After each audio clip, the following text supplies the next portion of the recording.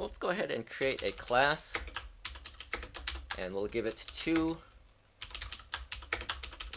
properties, and we'll give them an initial value,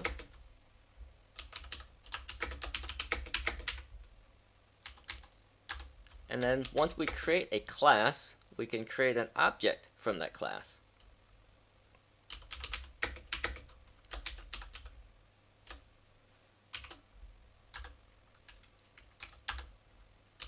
And now we can access all the properties.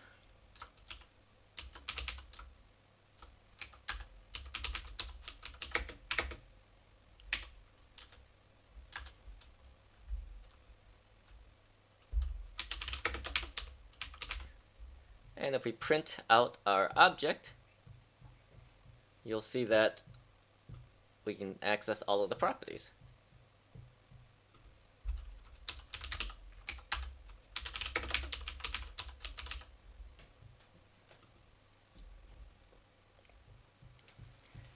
Now, each time you create variables or properties inside of a class, those properties are available anytime you create an object from that class. If you use the word private like this, what that does is it keeps this property or this variable hidden outside of the class. So in other words, you cannot access this variable. So you can only access properties that do not have the private keyword in front of it.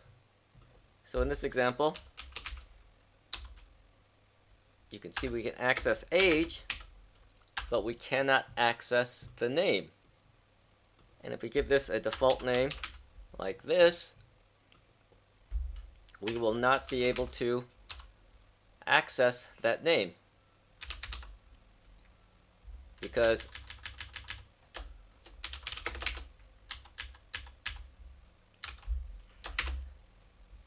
as far as Swift is concerned, the only property we can access is age and not name.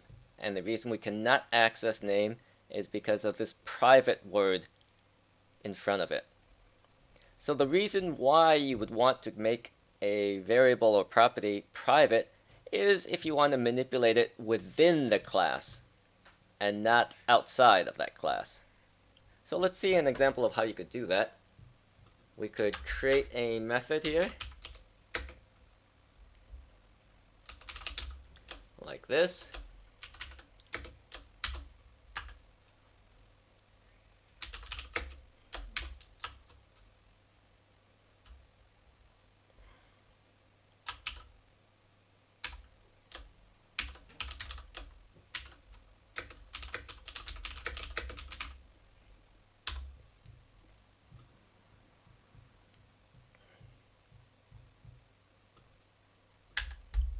And now we can access that method like this.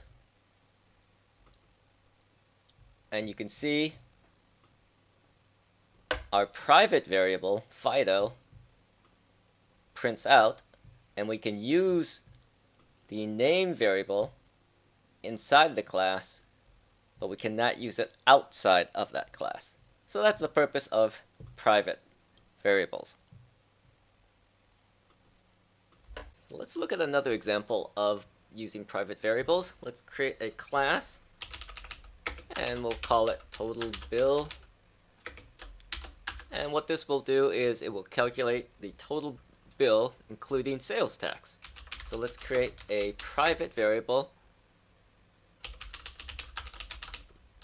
that represents the current sales tax.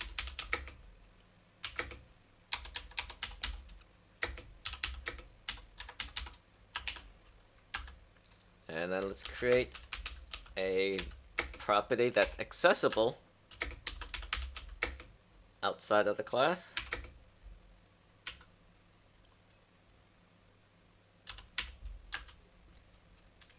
And now let's create a method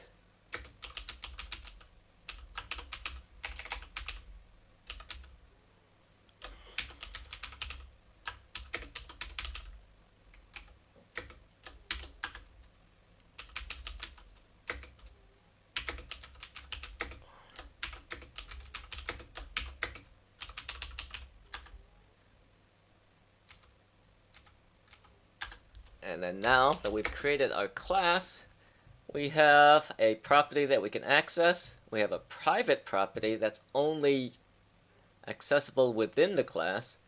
And we created a method that uses our private variable to calculate a result. So let's go ahead and create an object based on this class.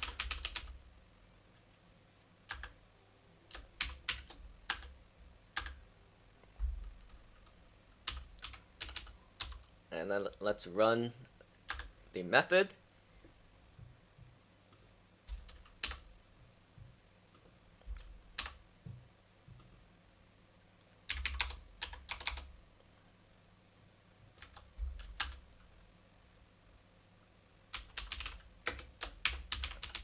And then we can access the total like this. And if we run this code, you'll see that it takes in $140, calculates the sales tax, and adds that to 140, and we get our final result like this. So in this case, we're using a private variable internally within this class, and we're using it in a method, and the method is accessible outside of the class, along with the total property, but our private variable is hidden inside of our class and it is not accessible outside. And so that's another example of how you can use a private variable.